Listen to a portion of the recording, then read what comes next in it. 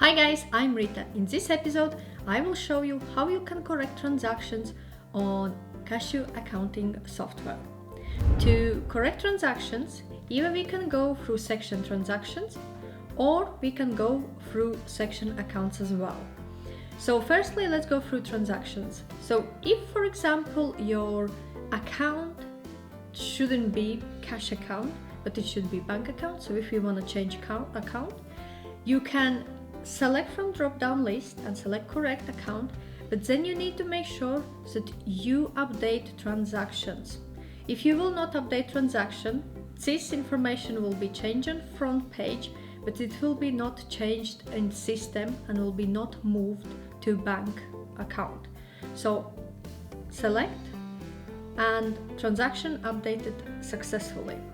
The same applies about categories. For example, if this expense should be in different category, choose category which it applies. For example, it's office expense.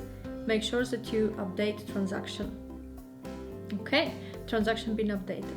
If we go through accounts, for example, we're looking cash account. There shouldn't be any transactions in my case, but there are two additional transactions. We can select transaction, click edit, and update my deposit account. The same applies for expense category. If this should go to completely different category, for example, it should go to some office expenses. Once you update, click save.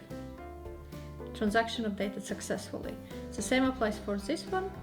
In this case, this is just the bank account need to go out. Click save.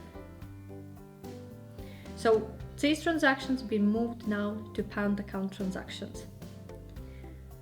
Also, if you go through transactions, you can select transaction and click on edit button. Instead of editing information from a main screen, you can also click on edit and change details if, for example, invoice information need to be changed, or for example, expense information need to be amended.